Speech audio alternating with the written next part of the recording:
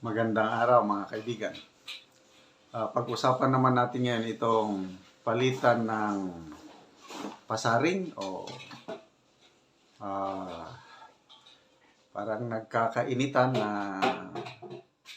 diplomasya lang sina Senate President Escudero at itong Presidential Press Officer o Palace Press Officer si Attorney Claire Castro. Nag-ugat ito sa sa impeachment ni VP Sara. Nagbungkahi itong kauupo lang na spokesperson. Nako, hindi maganda sa pandinig ni Senate President yung mungkahi niya tungkol sa sa impeachment. Kaya sabi, patawaran na lang natin yan dahil baguhan pa, excited pa. Ito, basahin ko itong post ng News 5 2 hours ago. Ito na yung mungkahi. Iminungkahi ni Palace Press Officer Undersecretary Claire Castro na maaaring magpadala ng liham ang mayorya ng Senado bukod kay Senate President Chis Escudero kay President Bongbong Marcos para humiling ng special session upang masimulan na ang impeachment trial ni Vice President Sara Duterte. Matatanda ang itinakda ni Escudero ang trial proper sa impeachment ni Duterte sa July 30 base sa kanyang proposed calendar. Okay. Bago ko banggitin yung tugon ni Senator Escudero, ganito isang senador lang ang atat na masimulan kaagad ang impeachment trial. Ito lang si Senator Coco Pimentel. Sabi niya, magtawag na ng kaukos para pag-usapan natin yan. Kahit naka-recess tayo, ka-break, pwede nating simulan ang trial, sabi ni Senator Coco Pimentel. Kaya talaga, matibay din ang paninindigan ni Senator Escudero. Hindi pwede. Ang mga senador, nagbiyahe, nakabakasyon, busy, hindi interesado. Hindi pwede. Walang kaukos-kakos. Walang kwenta ang kaukos na yan.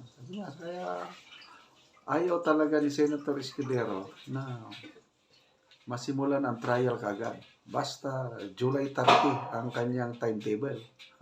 Kaya ito, nagmungkahi ang Palace Press Officer. Ito daw mga senador, mayorya, sumulat na lang daw. Sumulat sila kay President Marcos para humiling ng special session kahit walang initiative ang Senate President. Pwede ba yun? Kaya, siguro, uminit ang tenga ni Senator Escudero. Kaya ganito na. Bilang tugon, sinabi ni Escudero na patatawarin na lang niya si Castro dahil bagong opisyal siya at marahil ay excited pa. Patatawarin na lang. Okay, ito yung exact word ng Senate President. Patawarin na lang natin siya. Bago lang siya at baka excited pa.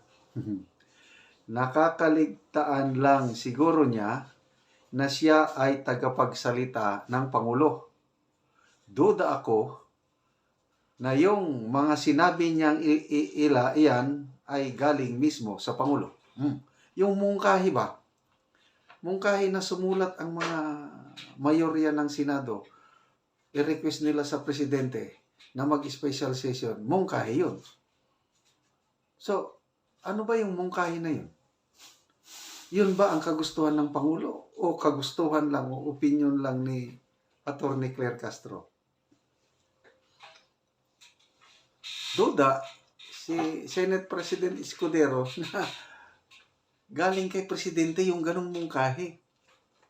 Ibig sabihin, opinion lang ito ni Attorney Claire Castro. Kaya, sabi niya, nakakalimutan niya na tagapagsalita siya ng Pangulo. Hindi yung nagbibigay siya ng mungkahi, opinion. Kaya patawarin na lang. O ano naman ang sagot ng excited na spokesperson? Sabi niya, kahit hindi pa po tayo nagkakasala at hindi ko pa alam kung ano yung nagawa nating mali, ay patatawarin na niya tayo. Aminado po ako. Excited ako every second of my life. Dahil mayroon po tayong task or obligasyon na dapat gawin para sa taong bayan at para sa bansa.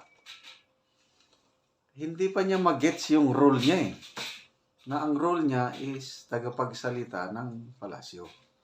Na as much as possible, yung pagdating sa mga bagay na yan, iwasan niya yung magmungkahi ng sarili niyang opinion. Kasi hindi niya trabaho yun. Ang trabaho niya, ipaabot niya ang mensahe ng Pangulo. So, hindi yung magbigay siya ng sarili niyang opinion. Yun, hindi niya alam yun. Kaya sabi niya, hindi ko alam kung ano ang nagawa kong mali. Tapos patatawarin niya na ako. Hindi ko naman alam anong kasalanan ko. Ay, nako. Nakakatuwa itong ating attorney Claire Castro. Okay, magbasa tayo ng mga comments.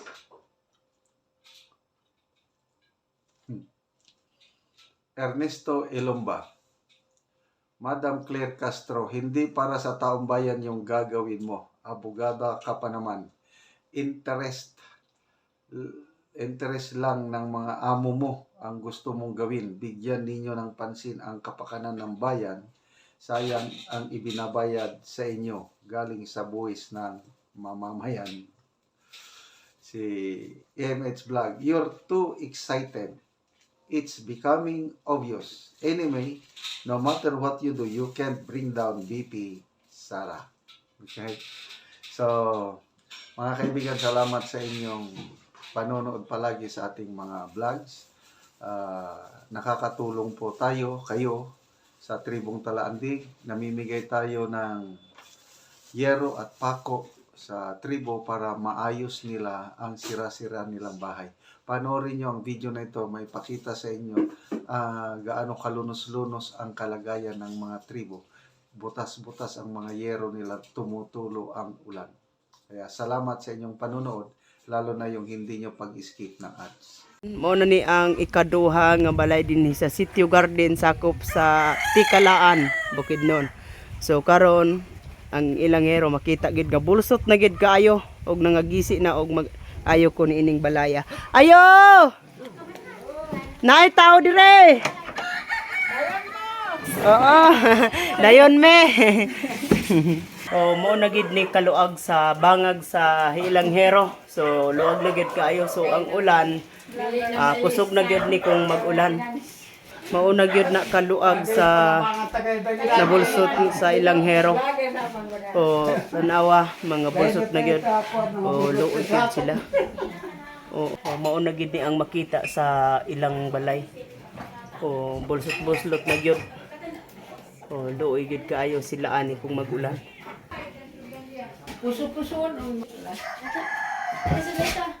O karon ante nga nakita naman gyud ang inyong balay nga bulsot naman gyud og mga luag na gyud kayo ang bulsot. So nakita naman gyud ante. So kuan mag-prepare na mo og mga kahoy. Kay naa nami stock nga yero, plinsin pako para sa itabang sa inyo nga ang inyong balay mga bulsot na og luag na gyud kayo ang bulsot sa inyong balay. So matagaan gyud mo og yero. O karon ante, unsa man ang imong istorya nga tagaan naman gid kay gero? Salamat sa Ginoo. Oo. Og sa nagbidyo. Oo. Kay tanawa ng buslot dako kaayo. Oo. Ay pa kay nay. Hinabang. Oo. So, Salamat kaayo. oo, nga matabangan na gyud mo. Oo. Pila na din ni katuig, ante? 12 ka tuig na. 12 na katuig, so dugay-dugay na gyud. Man Oo. isa ka nga buslot na. Busa na nga buslot na. Oo, sige ante, salamat. Salamat sad. Oo. O mao na ni ang gawas nga bahin sa makita sa ilang hero. O kuan na gyud kaayo. Bolsot na gyud kaayo. Oo. Kini nga balay 12 na ni katuig.